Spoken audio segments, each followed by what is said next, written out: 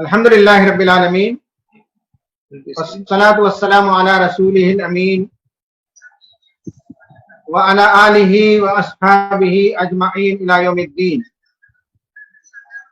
قال اللہ تعالی فی القرآن المجید والفرقان الحمید واعوذ باللہ من الشیطان الرجیم بسم اللہ الرحمن الرحیم وَلَتَجِدَنَّهُمْ أَحْرَصَ النَّاسِ عَلَى حَيَاةٍ وَمِنَ الَّذِينَ أَشْرَكُوا يَوَدُّ أَحَدُهُمْ لَوْ يُعَمَّرُ أَلْفَ سَنَةٍ وَمَا هُوَ بِمُزَحْزِحِهِ مِنَ الْعَذَابِ أَنْ يُعَمَّرَ وَاللَّهُ بَصِيرٌ بِمَا يَعْمَلُونَ. صدق اللہ العظیم. رب اشرح لي صدري ويسر لي أمري واحلل عقدة من لساني يفقهوا قولي. رب يسر ولا تعسر وتمم بالخير سبحانك لا علم لنا الا ما علمتنا انك انت العليم الحكيم. رائچور شہر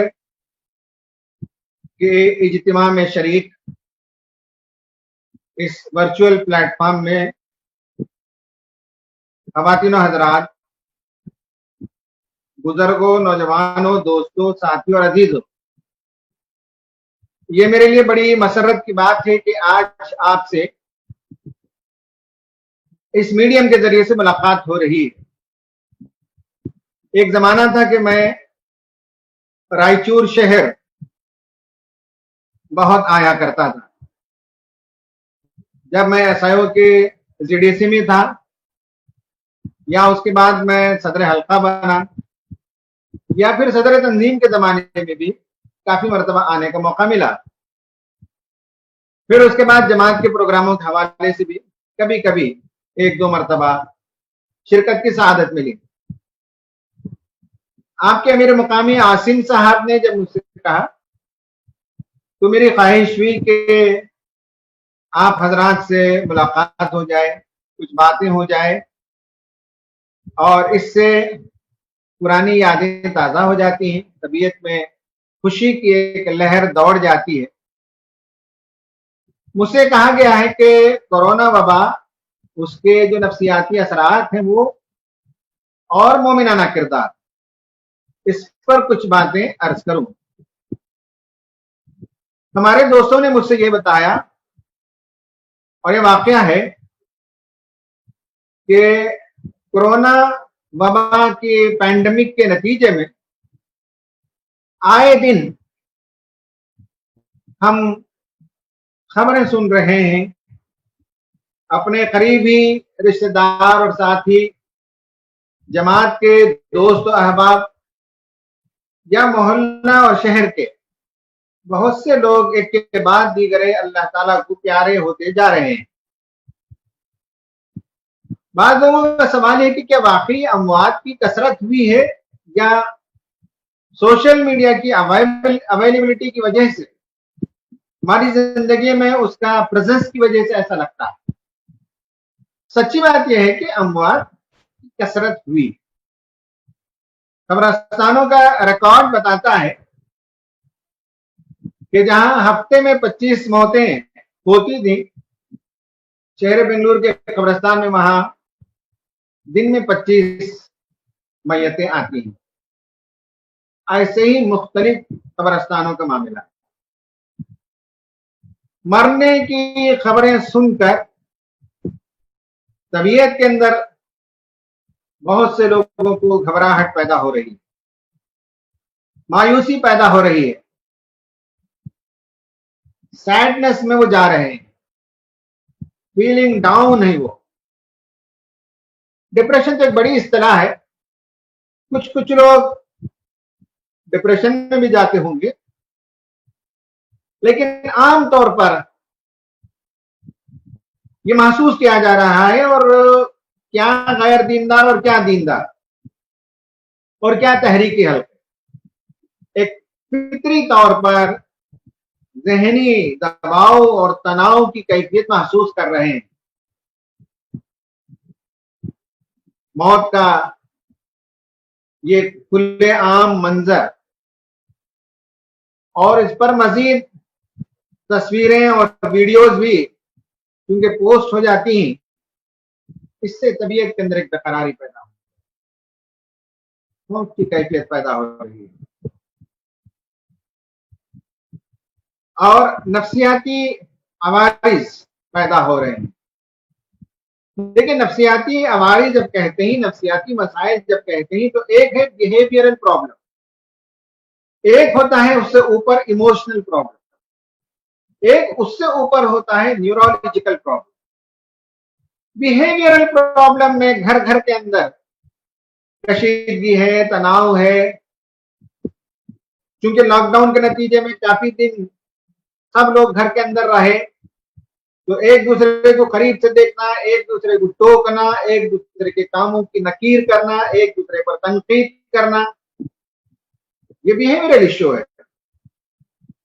بچے جن کی آزادی سلب ہو گئی، ان کی طبیعت کے اندر شرارت ہوتی ہے، لیکن گھر کے اندر رہنے کے نتیجے میں وہ ہمیشہ گویا کہ 24/7 ماں باپ کی آنکھوں کے کیمرے میں ہیں اور ماں باپ بہت قریب سے دیکھ رہے ہیں اور ڈسپلن کا کچھ زیادہ مطالبہ ہے، جس کے نتیجے میں بچوں کے اندر بھی چڑچڑاہٹ پیدا ہو رہی ہے، بیک ٹاک، پلٹ کر جواب دینا، یہ کیفیت پیدا ہو رہی ہے،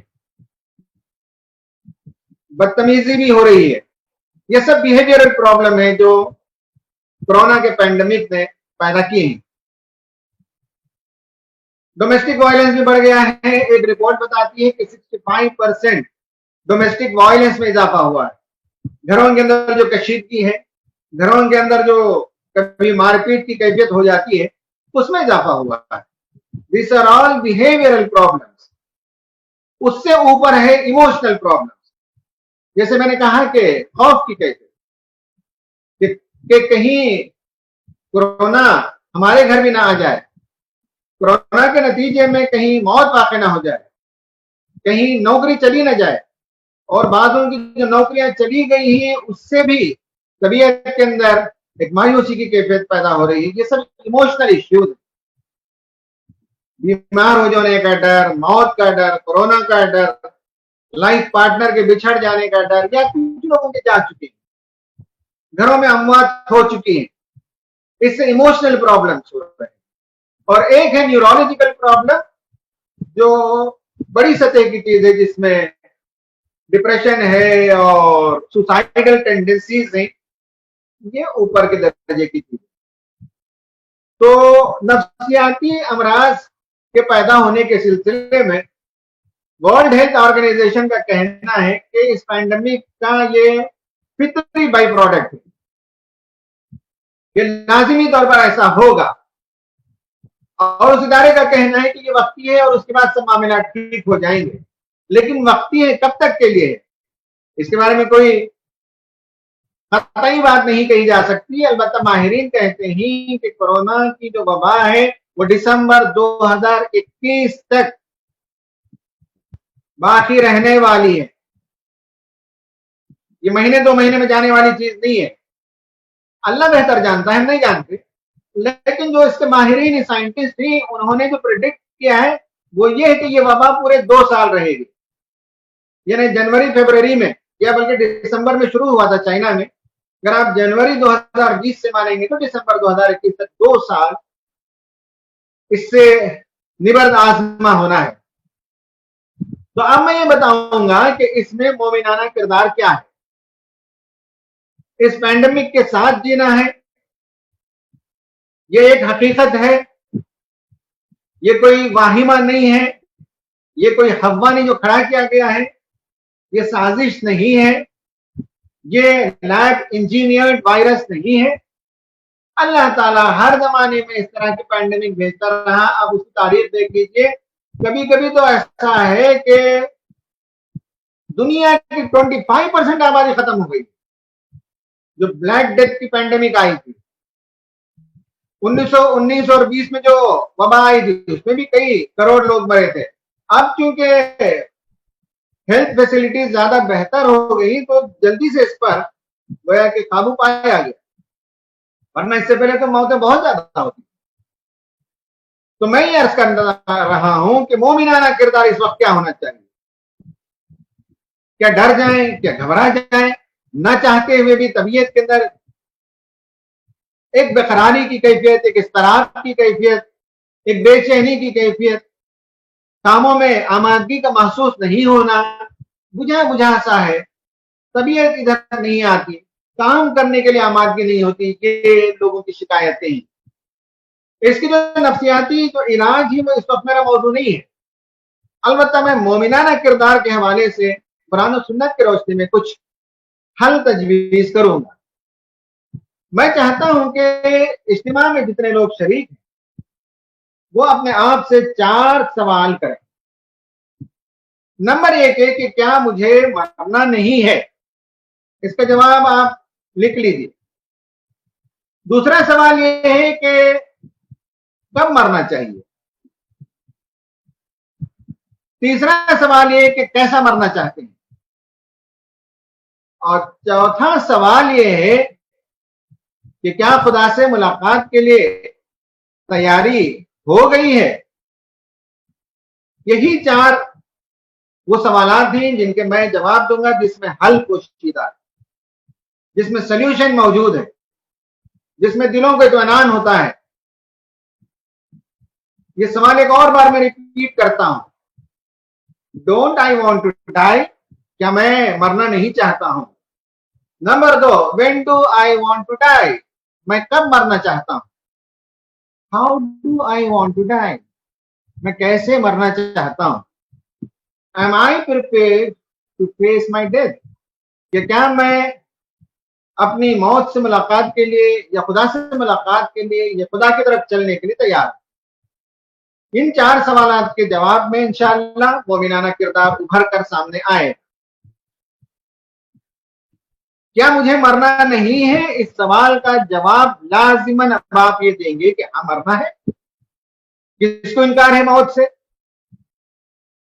کون بچا ہے؟ دنیا میں جو بھی آیا ایک نہ ایک دن اسے جانا ہے، تو کیا مجھے نہیں مرنا ہے؟ اس کا جواب ہے کہ ہاں مجھے مرنا ہے۔ لیکن پھر ڈرتے کیوں؟ ڈرنا کس کی خصلت ہے؟ قرآن نے بتایا کہ یہودیوں کی یہ خصلت ہے۔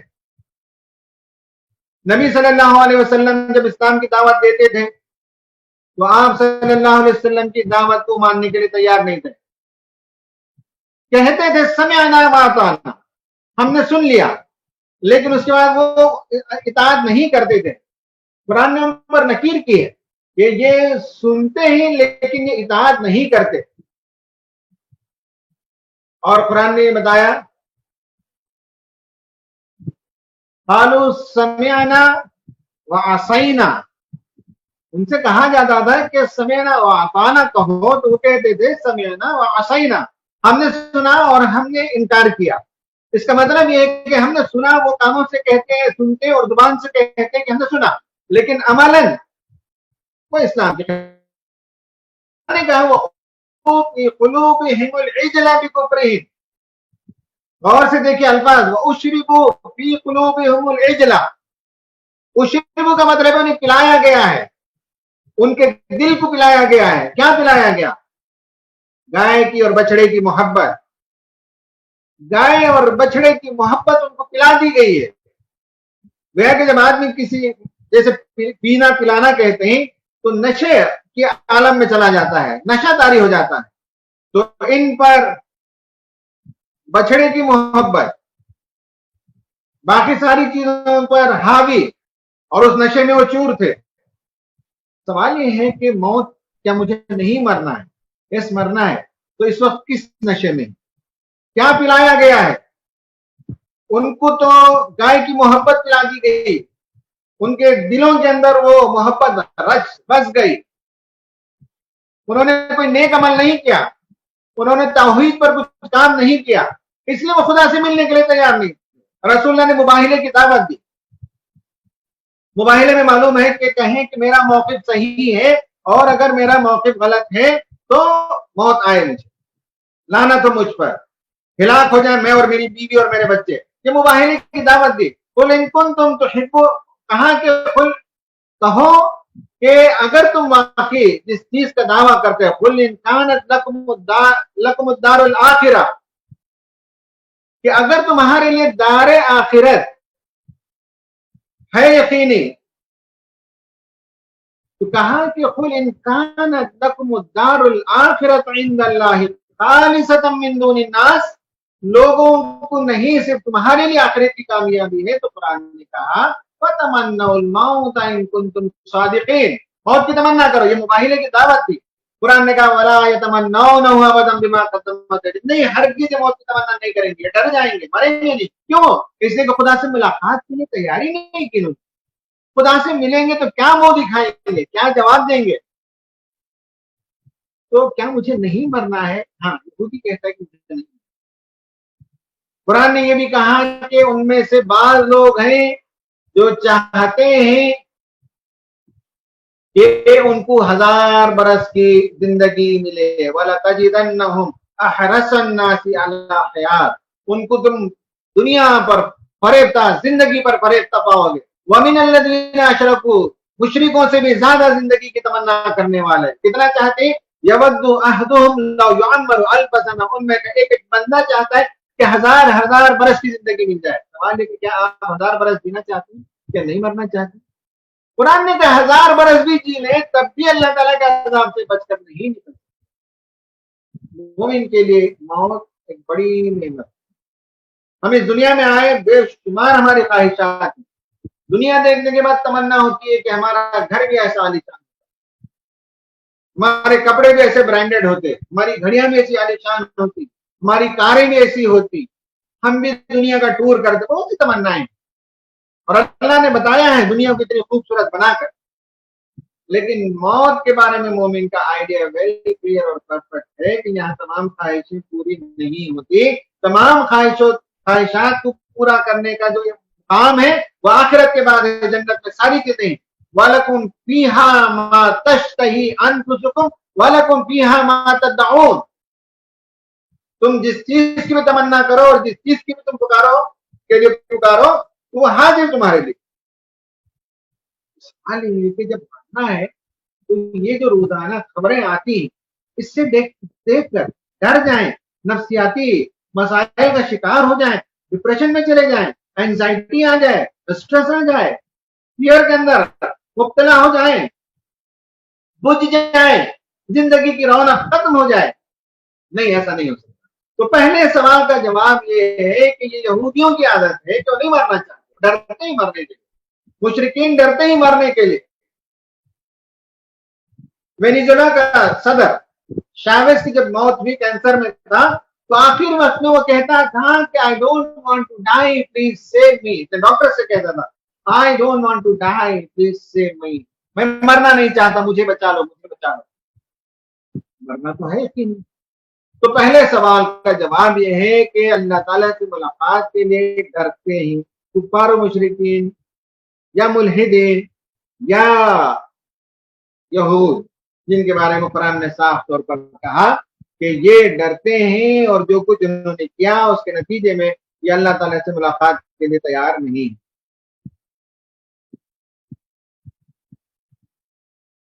اب دوسرا سوال یہ ہے کہ کب مرنا چاہتے، یہ بھی سوال ہے۔ مومنانہ کردار یہ ہے کہ موت کے لیے وہ ہمیشہ آمادہ رہتا ہے، موت کے لیے وہ تیار رہتا ہے، لیکن سوال نہیں کہ کب مرنا چاہتے ہیں، یہ سوال کا جواب آپ ڈیزائن کیجیے کہ ڈیزائنر ڈیتھ، آپ اپنے موت کو ڈیزائن کیجیے، آپ اپنے گھر کو ڈیزائن کرتے ہیں، آپ اپنے کپڑوں کو ڈیزائن کرتے ہیں، چاہتے ہیں کہ میں ایسا لگوں، میری ٹوپی ایسی ہو، میرا کپڑا ایسا ہو، ہر چیز کو آپ ڈیزائن کرتے ہیں، آپ کیسی موت چاہتے ہیں، کب مرنا چاہتے ہیں، پہلے یہ طے کریں پھر کیسے مرنا چاہتے ہیں۔ 60 سال میں مرنا چاہتے ہیں، 70 میں، 80 میں، 90 میں، 100 میں، کب؟ یہ سوال ہے۔ جانا تو اللہ کے پاس، ملاقات تو کرنی ہے، تو کب مرنا ہے یہ آئیڈیا ہمارا کلیئر ہو جائے تو انشاءاللہ ہم موت سے اور موت کی خبروں کو پڑھ کر ڈریں گے۔ میرا ایک جواب ہے، کب مرنے سے مراد ڈیٹ نہیں ہے، 50 سال کی عمر میں، 60 سال کی عمر میں، 70 میں مرنا چاہتا ہوں، ڈیتھ کے لیے آپ ڈیٹ نہ طے کریں، جب آئے گی تب آئے گی، لیکن کب مرنے کے سلسلے میں ایک بات آپ سمجھ لیجیے کہ انسان دنیا میں بہت سے لوگ سب آتے ہیں اور سب مرتے ہیں، لیکن دنیا میں کم لوگ ہیں جو حقیقی زندگی جیتے ہیں۔ जानवरों की जिंदगी तो सब जीते हैं, लेकिन हकीकी जिंदगी, कामयाब जिंदगी, मोमिनाना जिंदगी, बामकसद जिंदगी, ये कुछ ही लोगों के हिस्से में आती है। कब मरना है? उस वक्त मरना है जब मैं अपने हिस्से का काम कर, क्या काम करना है ये तय करें, आपका कितना हिस्सा है ये तय करें। जब वो काम हो जाए तो फिर जाने के लिए तैयार होना चाहिए। क्या काम करके जाना चाहिए? बच्चों की तालीम हो जाए, ठीक है। बेटियों की शादी हो जाए, ठीक है। पैसे वाला हो जाऊं, घर वाला हो जाऊं, इससे क्या करना है? आप ये बताइए कि कब मरना चाहते हैं? क्या वो काम है जो पेंडिंग है वो हो जाए तो जाना है? दुनिया में बहुत से लोग बहुत कम उम्र में चले गए, कोई 25 में चला गया, लेकिन मैथमेटिक्स के ऐसे ऐसे फॉर्मूले हल करके चला गया जो 300 साल तक वो चैलेंज ही नहीं हुए। अलेक्जेंडर द ग्रेट दुनिया के एक बड़े हिस्से पर कब्जा करके चला गया, 33 बरस की उम्र में उसकी मौत पाई। टर्की में गया तो मैंने देखा कि उस वक्त वर्ल्ड वॉर 1 के आसपास में टर्की का कुछ हिस्सा रशिया ले रहा था, टर्की का कुछ हिस्सा फ्रांस ले रहा था, टर्की का कुछ हिस्सा जर्मनी ले रहा था। तो तुर्क बहसेते कौम, तुर्क बहसेते एक मुल्क दुनिया के नक्शे से मिट रहा था। उस जमाने में कमाल अतातुर्क उभरा। उसके बहुत से इक़दाम से आप इख्तिलाफ कर सकते हैं, लेकिन उसने उन सब से लड़कर उसकी सालिमियत को बाकी रखा और बचाया। आज तुर्की में जो कुछ हो रहा है उसमें अतातुर्क का एक बहुत बड़ा हिस्सा यह है कि उसने तुर्क कौम को बचाया, तुर्की को बचाया, उसकी सालिमियत को बचाया, बहुत बड़े कारनामे अंजाम दिए। 55-56 साल की उम्र में दुनिया से चला। नीत्शे बहुत बड़ा फिलोसोफर गुजरा है, 54 ईयर्स की उम्र में कई किताबें लिखकर चला। दुनिया में ऐसे लोग गुजरे हैं। बाद लोगों के बारे में हिसाब लगाया गया कि उन्होंने कितनी किताबें लिखी इमाम राजी वगैरह के बारे में, तो ताज्जुब होता है, सर चकरा जाता है कि एट एन एवरेज वो शादी के बाद की जिंदगी का हिसाब लगाकर लोगों ने बताया कि कम से कम रोजाना उन्होंने 200 सफ़हात लिखे। कब मरना है? इतना काम तो मैं करूं कि मैं अपने शहर के अंदर मस्जिदों के किरदार को बहाल करूं, मैं नजरियाती तौर पर कुछ नई बातें लिखकर चला जाऊं, मैं लोगों के लिए अपने शहर में यतीम खाना बनाकर चले जाऊं बच्चों के लिए, मैं कुछ कर जाऊं, ये मेरा करने का काम है। उसके बाद दुनिया से इंसान जाएगा खुश खुश जाता है। मोमिन यही है कि वो लंबी उम्र की का ख्वाहिशमंद नहीं होता, जो उम्र मिली उसमें काम करके चला जाए। नबी सल्लल्लाहु अलैहि वसल्लम 63 बरस में चले गए, लेकिन दुनिया में क्या इनकलाब बरपा गया। हजरत अबू बकर सिद्दीक रज़ियल्लाहु ताला अन्हु 62 ईयर्स 63 में चले गए। हजरत उमर भी लगभग वैसी उम्र में गए, लेकिन आधी दुनिया पर कब्जा हो गया था इस्लाम। तो कब मरना है? एक प्रोजेक्ट, एक आइडिया, एक काम, एक जिम्मेदारी, उसको निभाना मोमिन का काम है। वो हो जाए तो फिर खुदा से मुलाकात के लिए जरा बराबर भी ऐंच पैंच करने की जरूरत नहीं। ये मोमिन हमेशा तैयार रह सकता है। अब सवाल ये कि कैसे मरना चाहिए। मुझे कई लोगों ने फोन करके कहा कि बाद लोग हादसे से मर जाते हैं, एक्सीडेंट से मर जाते हैं। कोरोना का जो असर है वो ये है कि कोरोना की मौत बहुत तकलीफदा होती है, इसलिए कि लंग्स पर वो अटैक करता है, सांस लेने की ऐसी जबरदस्त तकलीफ होती है कि बाईपास मशीन लगाकर, ऑक्सीजन लगाकर भी, वेंटिलेटर लगाकर भी इंसान बहुत तड़प कर मरता है, इसलिए कि लंग्स को मुतासिर कर। कैसे मरना चाहते हैं इसको भी डिजाइन करना है।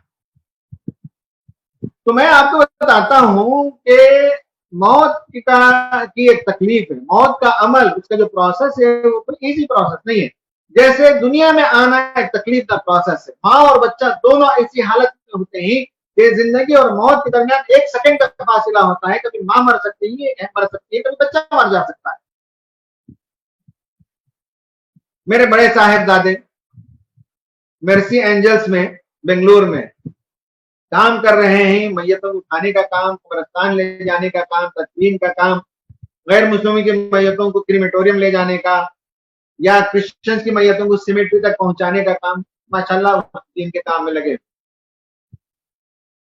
پرسوں کا واقعہ وہ بتا رہے تھے کہ ان سب اموات میں بہت تکلیف دہ منظر وہ تھا جس میں ایک مسلم حاملہ خاتون مر گئی. وہ 8 مہینے سے تھی اور ماں اور بچے دونوں کو ایک ساتھ دفن کر دیا گیا. پیٹ ہی میں تھا بچہ. اس لیے کہ ماں ہی کو آکسیجن نہیں ہے تو بچے کو کہاں سے آکسیجن؟ تو بہرحال ایک تکلیف کا معاملہ ہے دنیا میں آنے کا بھی اور دنیا سے جانے کا بھی ایک تکلیف کا معاملہ. میں بھی یہی سمجھتا تھا کہ اللہ تعالیٰ سے آسان موت مانگی، لیکن میں نے جب تلاش کیا تو مجھے نہیں ملا کہ اللہ تعالیٰ مجھے آسان موت دے.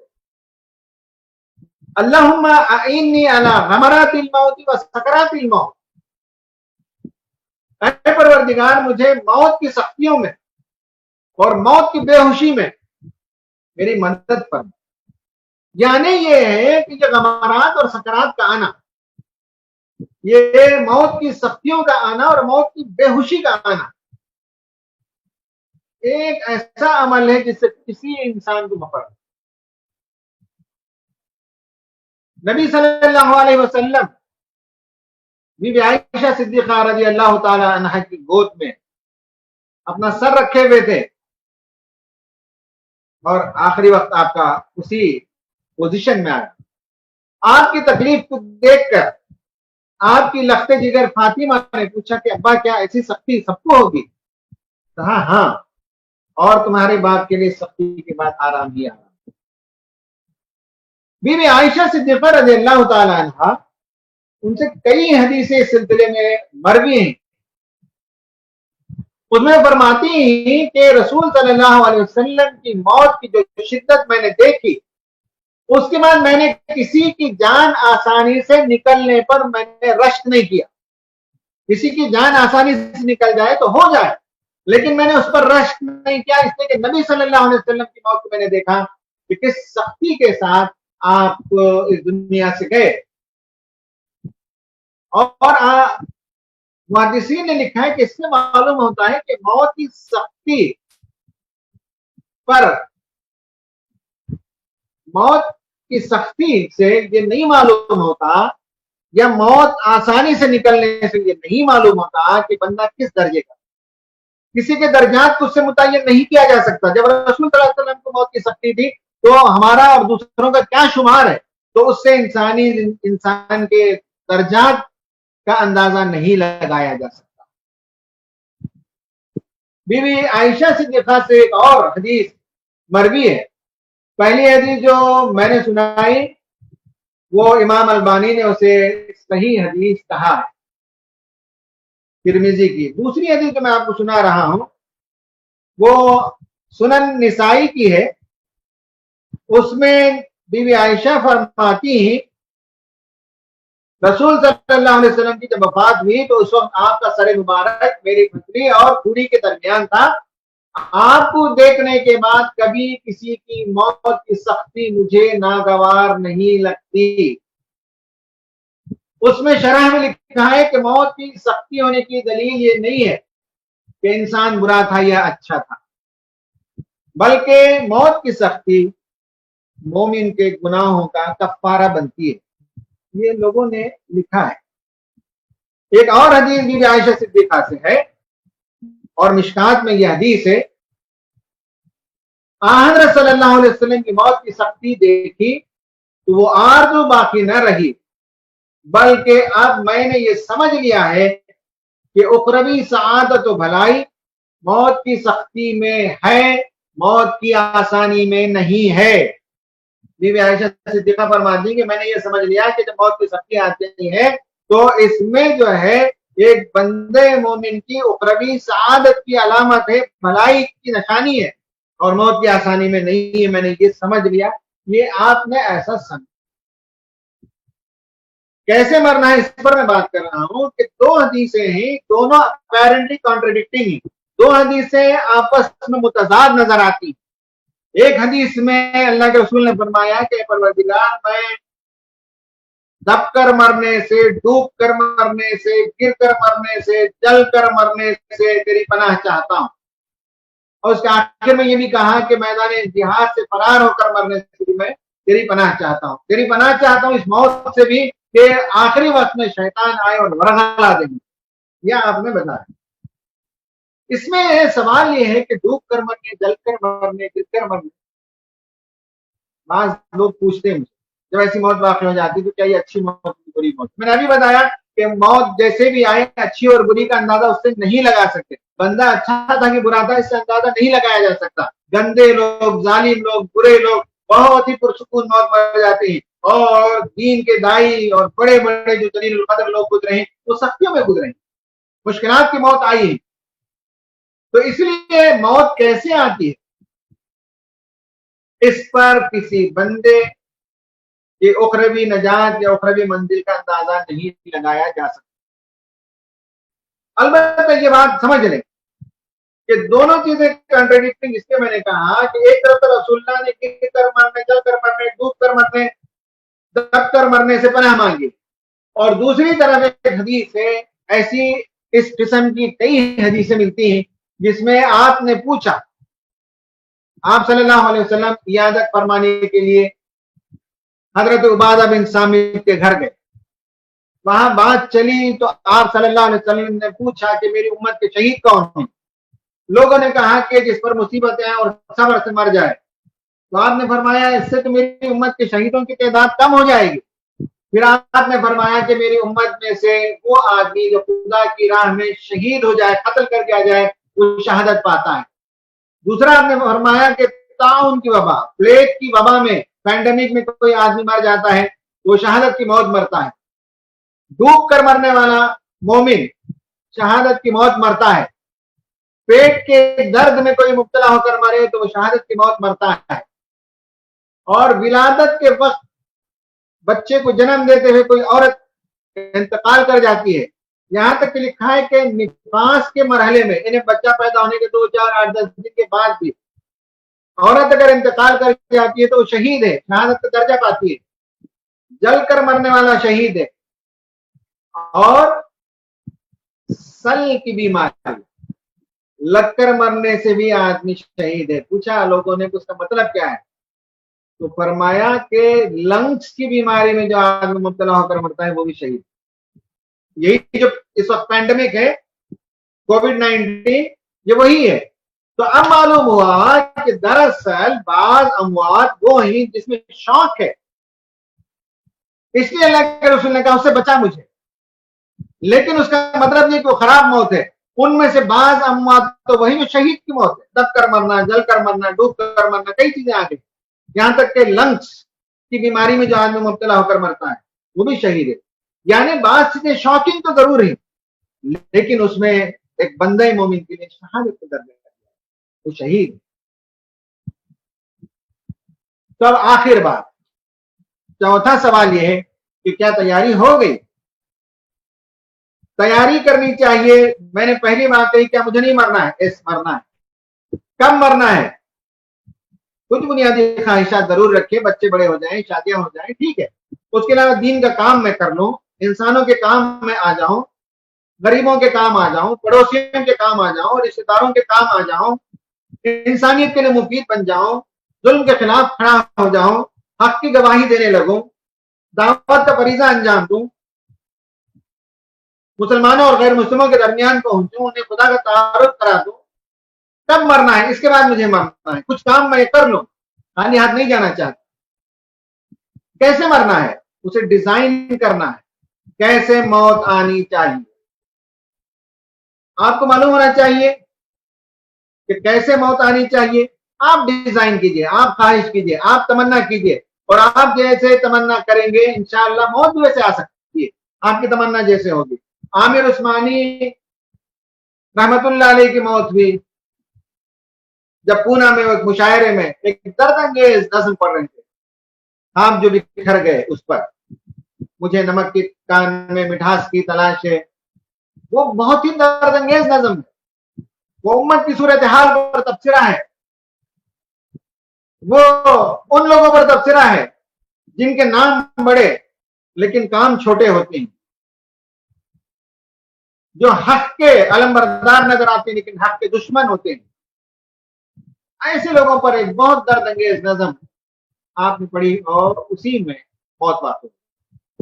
ماہر القادری 1978 میں حج کے لیے گئے تھے، جدہ میں آپ ایک مشاعرے میں شریک تھے، وہاں آپ کی موت واقع ہوئی۔ ہمارے پڑوس میں ایک صاحب تھے، نماز پڑھ رہے تھے، مغرب کے بعد سنت، بس نماز ہی میں ڈھیر ہو گئی۔ کوئی قرآن کی تلاوت کر رہا تھا، اس کے میں ویڈیوز عام ہوئے، ملیشین ایک آدمی تھا، تلاوت کرتے کرتے اس کی موت واقع ہوئی۔ کویت کے یا قطر کے ایک بڑے عالم دین کا ویڈیو آیا تھا ابھی 6-8 مہینہ پہلے کہ وہ اپنے دوستوں کے حلقے میں بیٹھے ہوئے دین کی باتیں کر رہے ہیں، دین کی نصیحت کر رہے ہیں، کرتے کرتے موت واقع ہوئی۔ یہ طے ہے کہ موت آنی ہے، لیکن ہم کیسے موت کی تمنا کرتے ہیں؟ بی بی فاطمہ رضی اللہ تعالیٰ عنہ بیمار رہتی تھی، حضرت علی ایک مرتبہ گھر آئے اور انہوں نے کہا کہ بی بی آرام کر لو، کہا کہ نہیں، میری تمنا یہ ہے یا تو میں شوہر کی خدمت کرتے کرتے انتقال کر جاؤں یا خدا کی عبادت کرتے کرتے چلی جاؤں۔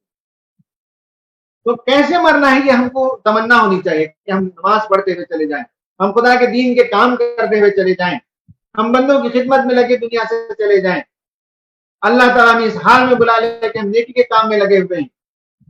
کیسے مرنا، یہ تیسرے سوال کا جواب ہے جو میں نے بہت تفصیل کی۔ اور آخری بات یہ ہے کہ تیاری اس کی کرنی ہے، اور وہ یہ ہے کہ ہم اپنی زندگی کا جائزہ لیں اور ہم اپنے 3 کاموں کو ٹھیک کریں، معاملات کو ٹھیک کریں، تعلقات کو ٹھیک کریں، اور خلوت اور جلوت کی زندگی کو یکساں کریں۔ معاملات ٹھیک کریں، جن جن کے لین دین برابر نہیں وہ ٹھیک کریں، قرض ہے تو قرض کی ادائیگی کریں یا اس کی تفصیل لکھ دیں تاکہ بیوی بچوں کو معلوم ہو کہ اگر کسی وجہ سے بیچ میں موت ہو گئی تو ان کا حساب کتاب یہ ہے معاملات درست رکھنا، اس لیے کہ آخرت میں اللہ تعالیٰ کے ہاں ان چیزوں کی معافی نہیں ہے جب تک کہ وہ بندہ معاف نہ کرے۔ وہاں کرنسی نیکی ہے، جو ہماری نیکی ہے وہ دوسرے لے جائیں گے، اللہ حفاظت فرمائے۔ معاملات کو درست کیجئے، بیٹھے حساب لگائیے، جس کا جو دینا تھا دینا ہے ان سب کو حساب لگا کے دیجیے۔ اگر وہ مر گئے ہوں تو ان کے نام سے صدقہ کریں، ان کے رشتہ داروں کو دیں۔ یہ ہے آر یو پریپیئرڈ۔ تعلقات کو درست کریں، میاں بیوی ایک دوسرے سے بات نہیں کرتے، ایک دوسرے کا منہ نہیں دیکھتے، ایسے بھی لوگ ہیں ہمارے ارکان کارکنان۔ ایسے بھی لوگ موجود ہوتے ہیں جو کسی بھائی بہن کے ساتھ کوئی تعلق نہیں، بچوں سے رشتے نہیں، لڑائی جھگڑے ناراضگیاں، ان سب کو درست کریں۔ یہ جو پینڈیمک پھیلی ہوئی ہے اس کا پیغام ہے کہ بی پریپیئرڈ، اور پریپریشن کی شروعات معاملات کو درست کرنا ہے، تعلقات کو درست کرنا ہے، معافی مانگنی ہے، سب کو معاف کرنا ہے۔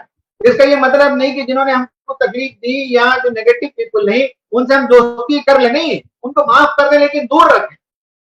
جو نیگیٹو پیپل نہیں، جو وہ لوگ ہیں جن سے ملنے سے شخصیتیں ہماری مجروح ہوتی ہیں، ذلیل و رسوا کرتے ہیں، لیٹ ڈاؤن کرتے ہیں، ایسے لوگوں کو دور رکھنا ضروری ہے، لیکن کسی کے بارے میں دل میں کوئی گرج نہیں ہونا چاہیے۔